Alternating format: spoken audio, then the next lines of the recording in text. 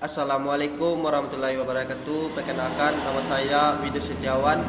Nomor NIT 19.2.12.083. Prodi Pemesinan Kapal, Politeknik Kelautan dan Perikanan Pariaman. Baiklah, saya akan menjelaskan perbedaan pneumatik dan hidrolik dan jelaskan jenis-jenis kompresor. Baik, saya langsung masuk ke materi saya, yaitu pneumatik maupun hidrolik memiliki cara kerja yang mirip, namun ternyata ada perbedaan signifikan yang harus diketahui, karena perbedaan inilah yang menentukan aplikasinya di dunia kerja. Sistem pneumatik adalah sebuah teknologi yang memanfaatkan udara terkompresi untuk menghasilkan efek gerakan mekanis. Sedangkan sistem hidrolik adalah suatu sistem yang memanfaatkan tekanan fluida sebagai power sumber tenaga pada sebuah mekanisme, sehingga hidrolik digunakan untuk mengontrol, mengirimkan, dan memanfaatkan tenaga dengan menggunakan tekanan fluida tersebut. Selain perbedaan yang telah dijelaskan di atas, terdapat perbedaan yang sangat signifikan dari kedua alat tersebut, yaitu kerja yang dilakukan oleh hidrolik maupun pneumatik. Di bawah ini merupakan penjelasan yang lebih rinci tentang perbedaan sistem kerja hidrolik.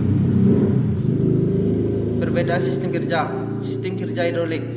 Ide dasar pada sistem hidrolik yaitu fluida cair yang ada dalam sistem memiliki tekanan yang berasal dari satu isinya dengan perbedaan luas. Yang perlu diingat adalah perbandingan terbalik antara gaya yang dikeluarkan dengan luas tekanannya. Tekanannya tersebut mendorong terhadap sebuah piston yang berada dari sisi lain sebuah wadah. Hal ini menyebabkan perpindahan energi ke dalam piston yang memaksanya untuk mengangkat sesuatu ke atas, karena tekanan di dalam air tidak akan membiarkannya mengalir ke belakang. Piston tidak pernah bisa bergerak dengan arah yang berlawanan kecuali jika tekanan tersebut dilepaskan. Ini berarti bahwa bagaimanapun piston mengangkat air ini aman sampai operator sistem diperbolehkan untuk dilepaskannya. Contohnya, jika piston mengangkat tangan forklift, tangan yang untuk mengangkat barang, mereka akan tetap terus terangkat sampai tekanan hidrolik dilepaskan. Prinsip kerja yang digunakan dalam sistem hidrolik juga berbeda dengan sistem pneumatik, yaitu dengan menerapkan hukum Pascal, di mana fluida yang ada di ruang tertutup apabila diberi tekanan, maka tekanan tersebut akan dilanjutkan ke segala arah dengan sama besar. Sistem kerja pneumatik. Pneumatik pada dasarnya adalah pemanfaatan udara terkompresi menjadi gerakan translasi pada plunger atau piston. Untuk mengaplikasikan yang banyak, ini jauh lebih efisien dan praktis.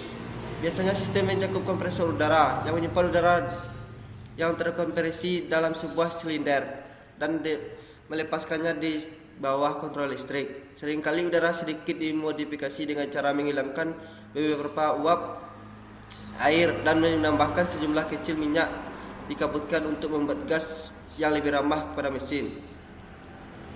Pneumatik menggunakan hukum-hukum aeromekanika yang menentukan keadaan keseimbangan gas dan uap, khususnya udara atmosfer. Dengan adanya gaya-gaya luar, aerostatika, dan teori aliran aerodinamika.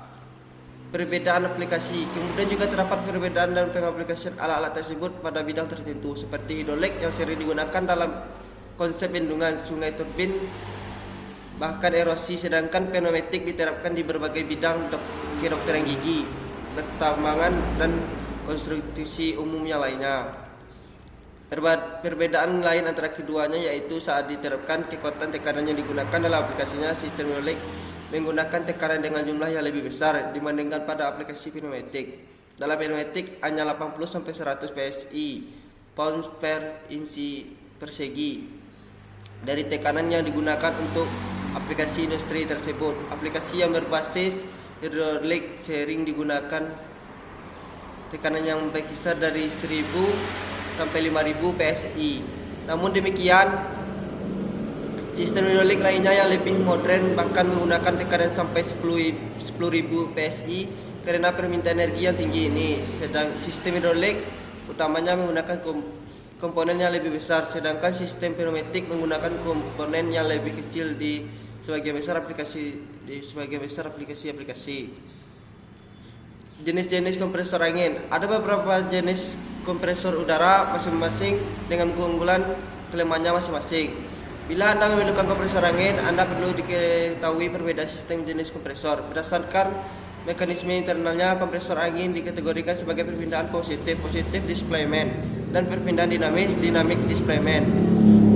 4 jenis kompresor udara paling umum adalah: 1. Kompresor Shrew, rotary Shrew kompresor. 2. Kompresor piston, reciprocating kompresor. 3. Kompresor axial kompresor. 4. Kompresor sentrifugal kompresor. Jenis-jenis kompresor perpindahan positif. Kompresor perpindahan positif mencakup berbagai kompresor angin berbeda yang menghasilkan daya melalui perpindahan udara. Kompresor udara dalam kategori ini bekerja dengan mekanisme internal yang berbeda, tetapi prinsip kerjanya sama. Sebuah rongga di dalam mesin menyimpan udara yang diberi dari luar, dan kemudian secara perlahan menekan rongga tersebut untuk meningkatkan tekanan udara dan energi potensial. Kompresor Shrew. Salah satu jenis kompresor perpindahan positif yang umum, kompresor Shrew cukup mudah dirawat karena dilengkapi dengan sistem pendingin internal dan tidak memerlukan banyak perawatan. Kompresor Shrew biasanya berukuran besar untuk pemakaian industri dan dilumasi dengan oli atau tanpa oli. Kompresor angin menghasilkan energi melalui 2 rotor internal yang berputar berlawanan arah. Udara terperangkap di antara 2 rotor yang berlawanan dan membangun tekanan di dalam rumahnya karena ada sistem pendingin internal. Kompresor udara ini dirancang untuk menggunakan terus-menerus dan daya berkisar dari 5 HP power kuda hingga 350 HP.